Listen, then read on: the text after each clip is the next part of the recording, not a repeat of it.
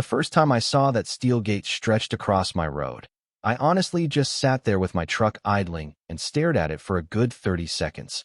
Because there are moments in life where your brain refuses to accept what your eyes are looking at, and that was one of them.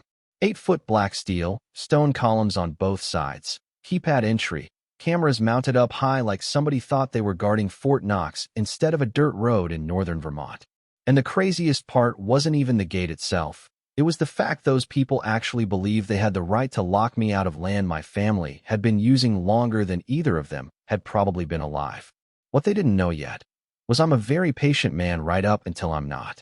My name's Wade Mercer, and about 20 years ago, after my dad passed, I inherited 73 acres of timberland up near Alder Creek, way out past Black Hollow where the cell service disappears and the winters hit hard enough to crack engine blocks if you don't plug your truck in overnight.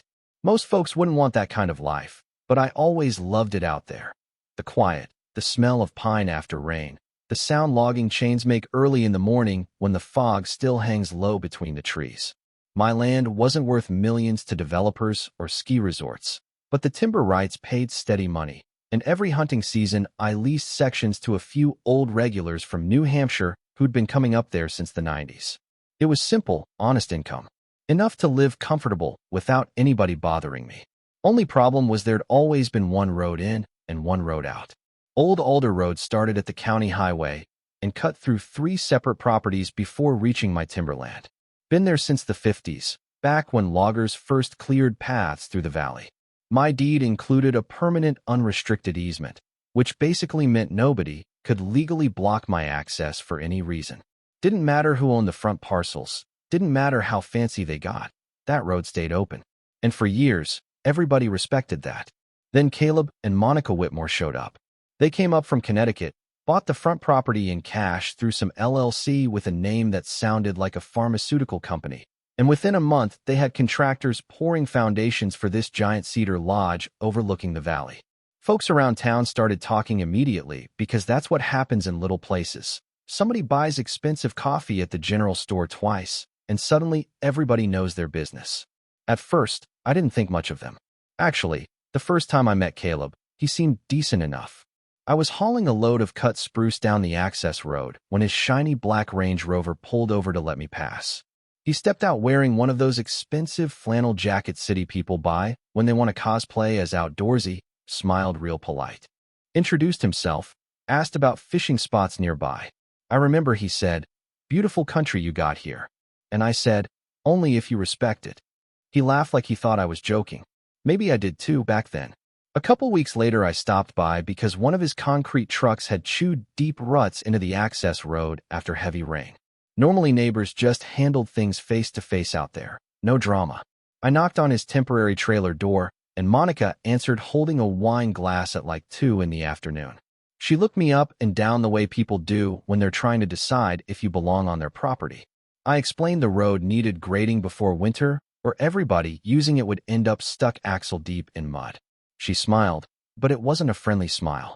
"Well," she said, "Caleb mentioned you use our road pretty heavily too." That right there told me everything. Not the road. Our road. I said, "Ma'am, legally speaking, it's everybody's road."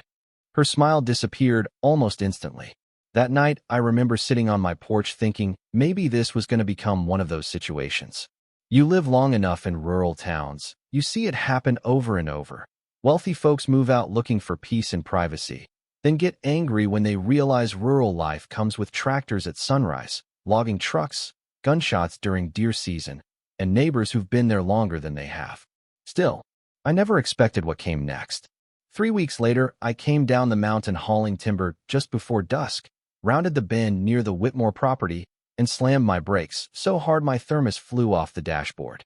Because standing across the middle of my legal right-of-way was that gate, and hanging beside the keypad was a sign that read, "Private drive authorized access only." I remember laughing. Actually laughing out loud alone in my truck, because the alternative was climbing out and ripping the damn thing off its hinges with my bare hands. Then my phone rang. It was Caleb, and somehow, that call made everything worse. I answered the phone already irritated, but Caleb sounded weirdly cheerful, like we were 2 neighbors chatting about weather instead of him chaining off the only access road to my property. He goes, "Hey Wade, figured you'd probably be down there by now." And I said, "You want to explain why there's a prison gate across my easement?" There was this little pause. Not nervous exactly, more like he'd rehearsed the conversation beforehand. "It's just temporary security," he said. "Monica's been uncomfortable with strangers driving through."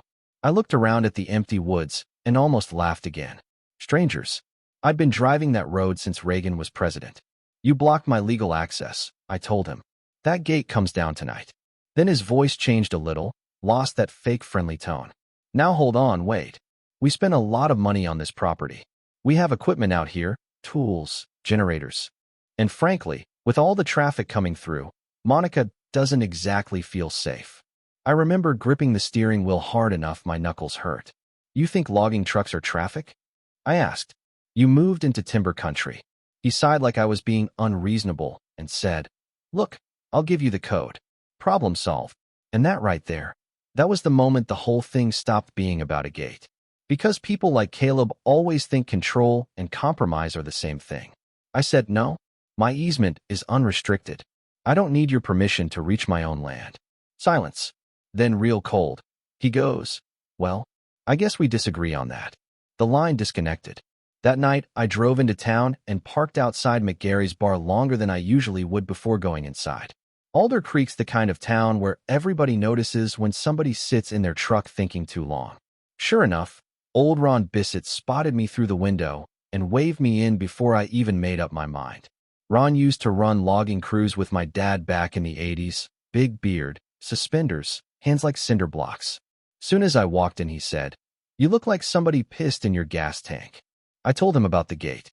Whole bar got quiet halfway through the story. One guy muttered, "City people," under his breath, and everybody chuckled, but it wasn't really funny. Around places like ours, access roads aren't just convenience, they're survival. Ambulances use them. Fire crews use them. During bad winters, they're the difference between getting home or freezing in a ditch somewhere. Ron leaned back slow and said, "You talked to Harold yet?"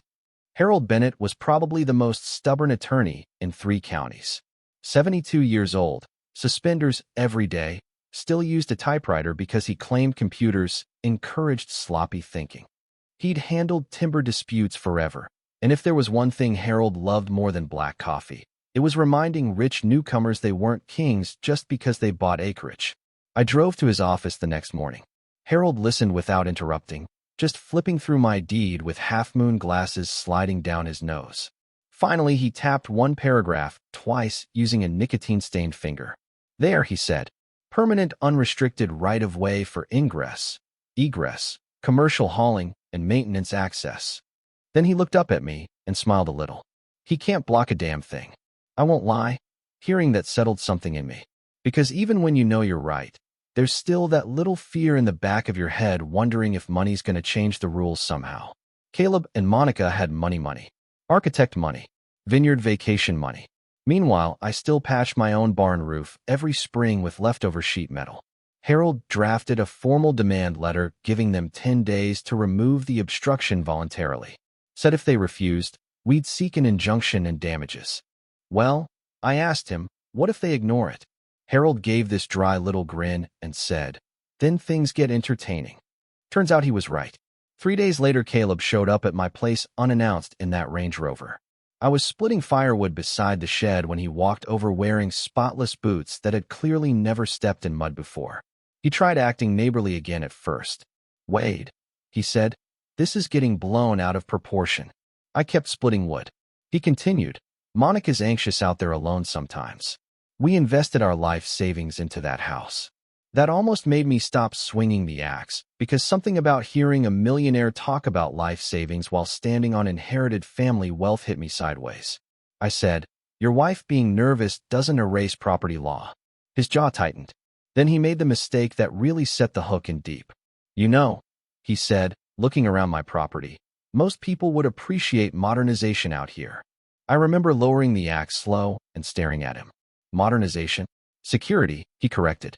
"Property values. Structure. We're trying to improve the area." Improve the area. I swear to God. Hearing that while standing 50 feet from the porch my father built by hand nearly made me throw him off the mountain. But instead I smiled. Not because I was calm, because I suddenly understood exactly who he was. This was never really about security. Caleb didn't see himself moving into a community. He saw himself upgrading one. He genuinely believed money gave him authority over people who'd lived there decades longer. So I said, let me explain something to you real clear. Those woods paid for my dad's chemo. That road carried my mother to the hospital during a blizzard.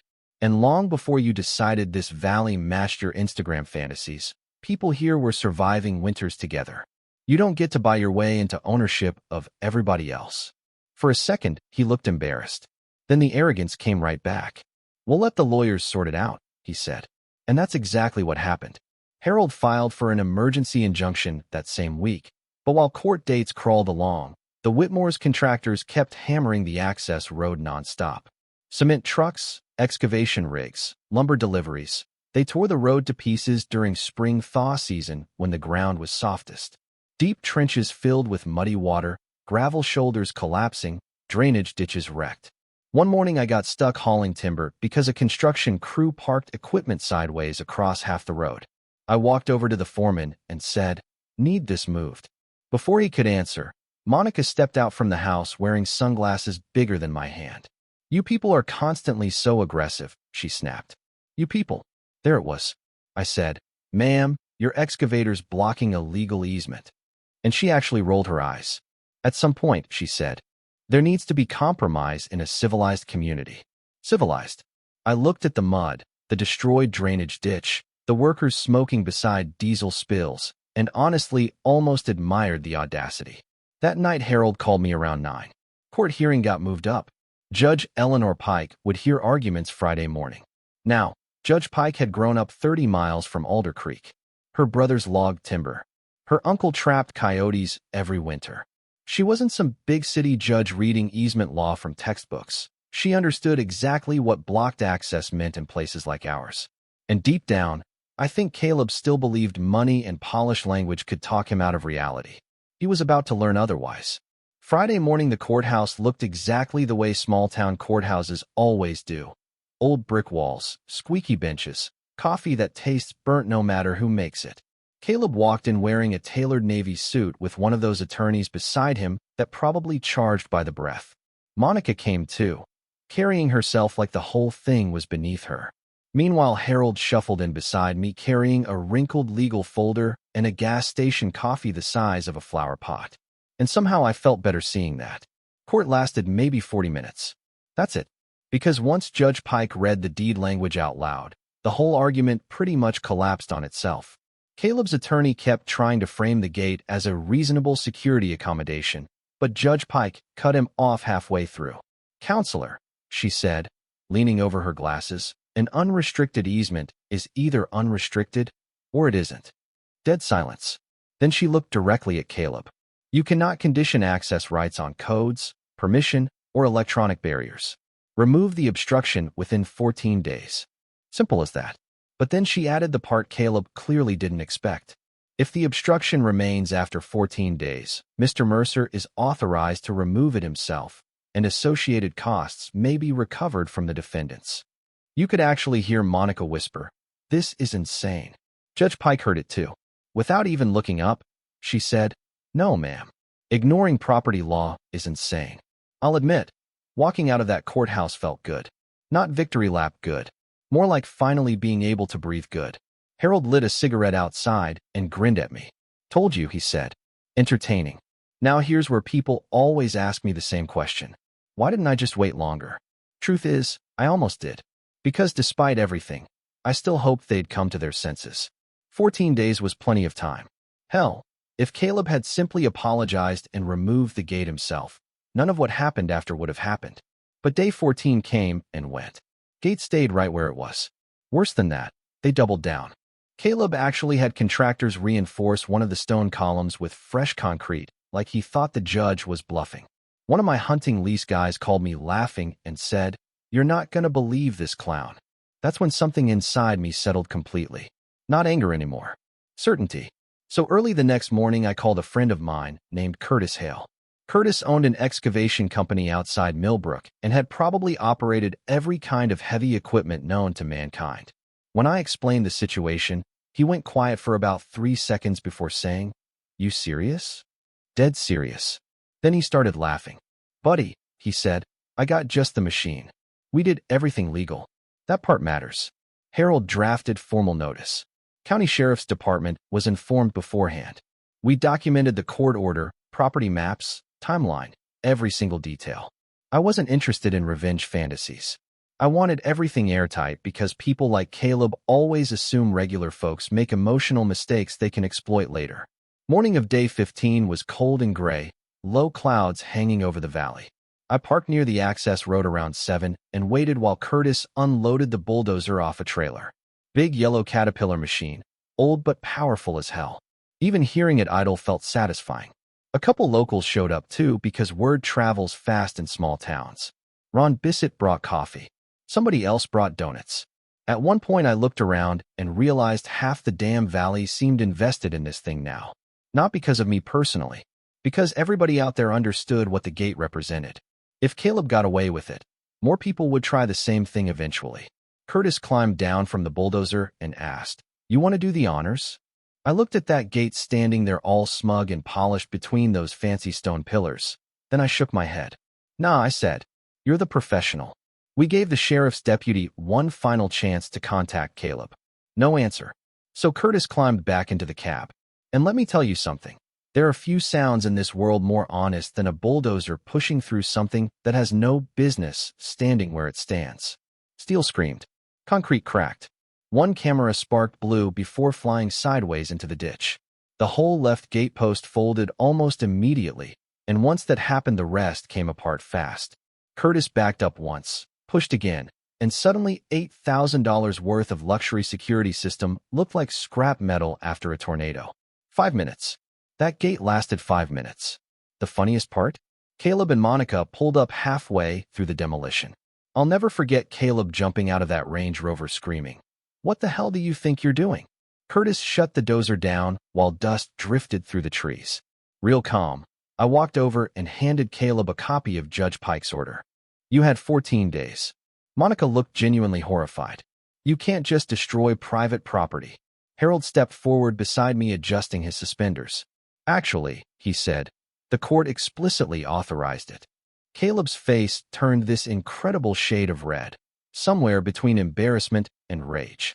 He kept talking about lawsuits, damages, criminal destruction, all this big dramatic stuff while standing beside a completely lawful demolition he'd been warned about repeatedly. And maybe I shouldn't admit this part, but after months of stress, arguments, legal bills, and being treated like some backwards inconvenience on my own land, watching that gate laying twisted in the mud felt unbelievably satisfying. Not because I enjoy destroying things, because for the first time since they arrived, somebody had finally told Caleb and Monica no, and made it stick. Couple months later, Judge Pike dismissed their countersuit almost immediately, ordered them to pay part of the road restoration costs too, since their contractors had wrecked drainage along the easement. About a year after that, the Whitmores sold the property and disappeared back wherever people like that disappear to when mountain life stops feeling charming. Far as I know, the new owners are decent folks. No gate, no drama, just neighbors. Now sometimes people hear this story and say I should have accepted the keypad code, kept the peace, avoided the fight. Maybe life's easier when you let things slide.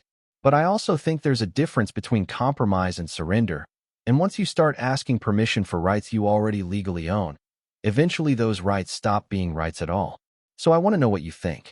Would you have fought the gate, or taken the code and moved on? And at what point does protecting your property turn into trying to control everybody around you? Drop your thoughts in the comments, because trust me, people around here still argue about this one.